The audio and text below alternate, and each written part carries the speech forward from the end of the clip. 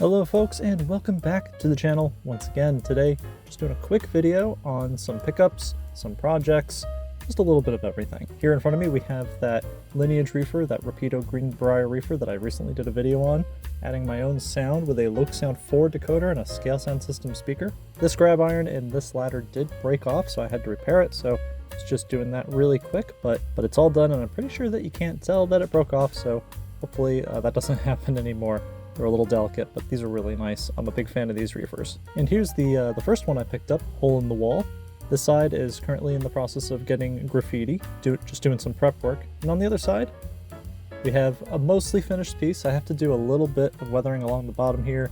We've got the fading along the top. I have to do some rust streaking on the door there, but for the most part, this one's more or less done, and I'm very pleased with the result. And I like these reefers so much that I picked up a third one. This one is all good. This is from my good friend Justin at justinstranges.com. This one's not sound fitted either, it's just the plain version. This one's not sound fitted either, it's just the plain version, but I'm happy to have a third one. I like these a lot, I think they're really cool. But moving on, we got some Tain Show pickups from the new Braunfels Tain Show. This first item is a X sign from the Austin Steam Train Association table, from what I was told. This was used to alert train crews to an oncoming grade crossing, and it's just a big X on a square. And for 10 bucks, I said, yes, that sounds great. So I wanted to pick that up. I thought it was really cool.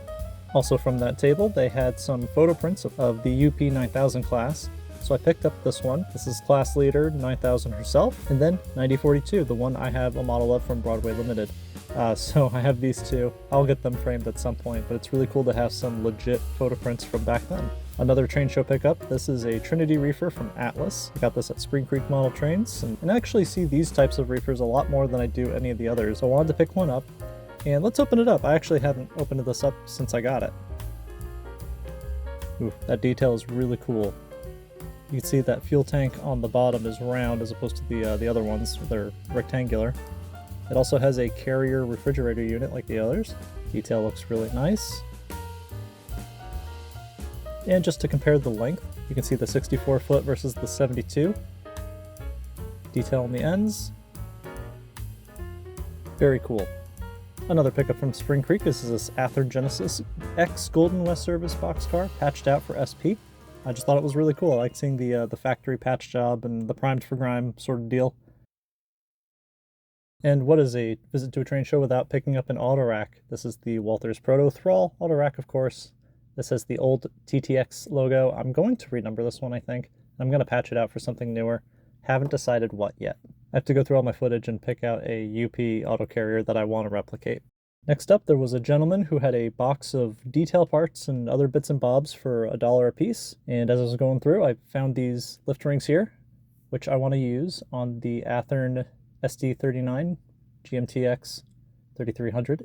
I've already installed some. I also installed the front pilot details, the coupler cut levers, and here on the back as well. So this one's slowly getting some extra detail. I do need to add a cab interior, and I'll get one of those eventually. Also from that little dollar bin, some stanchions, a 3-chime air horn, and this Micromark truck tuner. And I only had $3 in my wallet when I picked these up, and the gentleman behind the table said, $3 sounds great. And to get all these, plus that truck tuner from Micromark for $3, I think that was the bargain of the Tain Show. Going back to Spring Creek real quick, I picked up a few lumber loads. I guess Columbus Trainmaster is now selling these to hobby shops, which is really cool. I have 2 or 3 Atlas center beams that need some lumber loads, and I'm happy to get these. Another pickup was this Lionel pre-war shell tank car. I just thought it was cool, $5, and it just looks really nice. I like the tin plate, I like the pre-war, I like the colors, really nice. That's it for the Tain Show. Let's move on to some other projects. This is the Atlas Trainman hopper, the 4750 I've been working on. I actually haven't touched this for a long time, but I finally got it patched out and renumbered. A little bit of weathering here. I did paint the hatches white. I'm not actually sure what color they should be. There's no roof shots of the one that I saw, but I just kind of went off of other photos, but continuing to work on it. This is a Scale Trains Dash-9. This is actually a project for a friend. This one had a mishap with some alcohol on the side of the cab, and it burned through the paint and it removed the decals, so I've been repainting it, and I'm going to add some gloss, re-decal it, try to blend the weathering as best I can. But this isn't something I've done before, so but hopefully I can patch this up and get it looking somewhat presentable. I'm humbled that my friends and train club members trust me enough with things like this, but I'm going to do my best to get this to look good.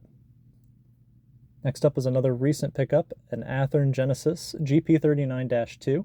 This is Union Pacific 1216, and a beautiful model. I have the shell off right now, and I've tucked everything underneath, just because I'm working on the ditch lights.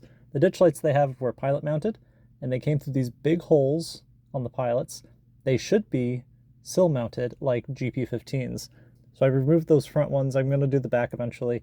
And I filled in those holes with some styrene and Vallejo putty, sanded it smooth and flat on the front, painted it over, and hopefully when everything's back together, you won't even notice that there were holes in the pilot. It's a really nice model. I just wish Athearn went that extra step to get the correct ditch lights on it. But what can you do? I'm going to fix it. Next up is an update on my Bachmann James. I picked up some resin 3D printed faces from a seller on eBay. These attach to a plug that goes into the smoke box via magnets, and all the magnets and everything are already installed. And I just thought that was really cool, so I wanted to pick this up because I definitely wanted accurate faces.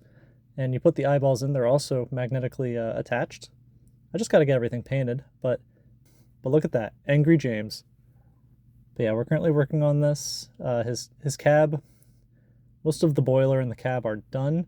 Just got to do the underside of the cab roof there. I did have to determine how I want to handle the cab lining, and I picked up some of this, and I picked up some of this micron tape from Kyosho. This is used for lining remote control car bodies, I think, and it's really thin.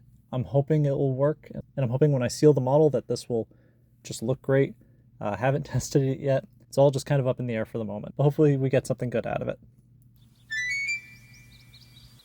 All right, this is another Walthers mainline Gevo. The friend that had me work on that Union Pacific breast cancer awareness locomotive is having me do the same thing for this one. We're installing the grab irons, and I'm also doing some actual weathering on this one. I've been asked to do some road grime and make it look like it's been working a bit, so I'm not doing a clapped out locomotive or anything like that. It's just a working locomotive. And I learned while working on this one that you can take the inverter cabinet on the left side off. It has these pins. It is actually very difficult to remove. I was very nervous about cracking the shell, but it does come off, and that makes applying those handrails to the back of the cabinet much easier. And I wish I knew this before when I was working on the other one, but I know it now. So in case you were wondering, you can remove that cabinet to put those there. So we're still working on this one. We'll get it done soon. Next up is this Dash-9 from Athearn Roundhouse. This is their retooled blue box model that was really cheap. I was originally not going to do anything to this model, and then at some point I was actually going to sell it on eBay, and then I took it off and decided I'm going to renumber it and make it look like something halfway decent. There's a lot that has to go into it. I had to replace the steps because there's only 5 steps on the prototype versus 6 on the model, so I used some etch steps from Proto Power West, I believe. Right now it's in a gloss coat, awaiting to get decals. And the thing is, it will never be fully accurate because of the grills on the very back beneath the radiator. They're all wrong. I'm not going to attempt to fix that, but you know what? This is just another fun project. And for the 80 bucks I paid for this model, it's not a big deal. This is just some foreign power to throw in when I'm feeling like I want to warp on it. Okay, another project I've been putting a lot of time into and I'm almost done with. This is Canadian National 5728. This is a Walthers mainline locomotive. There's still a few details left to do. The weathering is mostly done. I did the road grime on the trucks. I still have to touch up a few areas and add a few details here and there. I'm waiting on some air hoses for the rear of the pilot and a few other things, but 5728 actually came through Austin back in 2024, I think, and I wanted to replicate it, so that's what this is. I'll probably do a full video on this eventually. Alright, lastly, this is a Walthers Proto 1K GP15 for Union Pacific Yard. I picked this up for $35 from eBay, and I think that was my greatest eBay pickup I think ever. This thing runs beautifully. It has this big space at the back for a speaker, so we're going to be replacing all the board and everything. The trucks need to get repainted, of course, not a big deal. I think I am going to renumber this. I haven't decided yet, but I'm leaning towards UPY 740. But overall, it's a nice model. The Athearn Genesis GP15s are kind of hard to get, and the Walthers Trainline ones are not really anything I'm looking for. But this is a great starting point for a nice little detailing project, And we'll be working on this one probably closer to the fall of this year, going into the winter, I think. But just a great pickup, a great little model. Very happy to have it. All right, that's going to do it for this one. Thank you so much for watching. I will catch you in the next one. If you enjoyed the content, please like and subscribe. I'm hoping to do another detailed video on some of the locomotives and the freight cars that you've seen here as we move forward. But thank you all so much again. I'll see you next time.